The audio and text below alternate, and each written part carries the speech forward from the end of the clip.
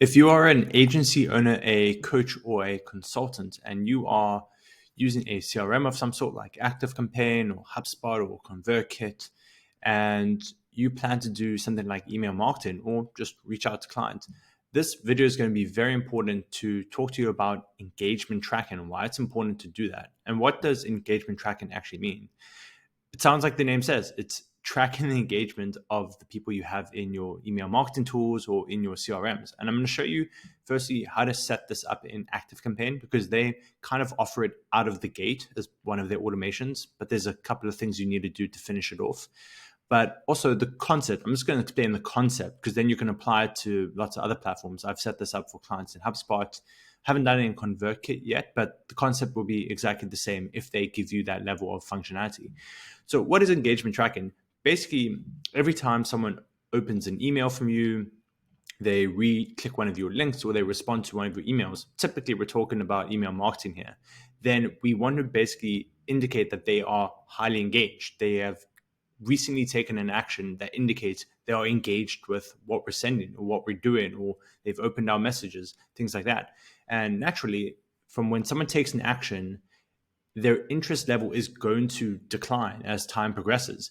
So what I call it, I think other people have called it this as well, but you basically decay the engagement. So after X number of days, they're less engaged. After another X couple of days, they are maybe disengaged at this point. And then after another time period, they are fully disengaged. They're inactive. They maybe have even forgotten about you, and it's going to be harder to get them to keep opening your content.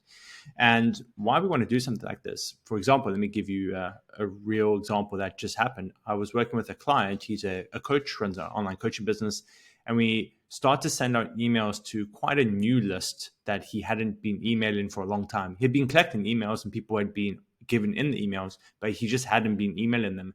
And after a while, we saw the open rates decline quite a bit. And this isn't very good for your email platform, because they see people not opening your emails and they start to think, okay, your reputation isn't that good, and it can affect your email deliverability. So then your message doesn't get in front of everyone that we want.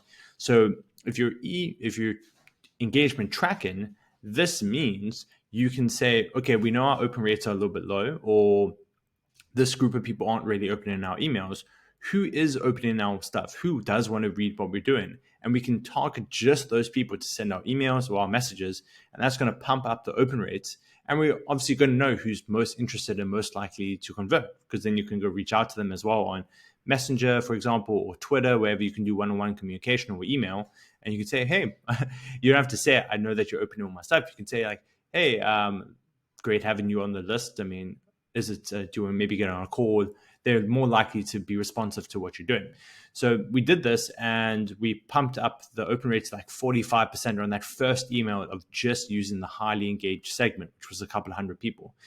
And let me show you what this looks like in ActiveCampaign. So in ActiveCampaign, they do give you these two automations out of the gate. If you click create automation, one of their templates is engagement tracking. And there's two parts of it. There's part one and there's part two. So the part two, all this one does is basically every time, as you can see here, someone opens a link, opens your email or clicks a link in your email, it just restarts them in the second automation, which I'm going to show you. So you can see it removes them from the automation and then just puts them straight back into it. And what that other automation is doing, it is doing the decaying engagement, as I said. So once they get started in this automation again, we add those tags of engaged and also recent activity, and we remove the previously disengaged tags if they've got as far down as that. And again, I'm showing this in ActiveCampaign, but the logic is pretty much the same in HubSpot. HubSpot, you do it with custom fields because that's just how HubSpot works, but it's the same concept and you're just trying to apply it to a different platform.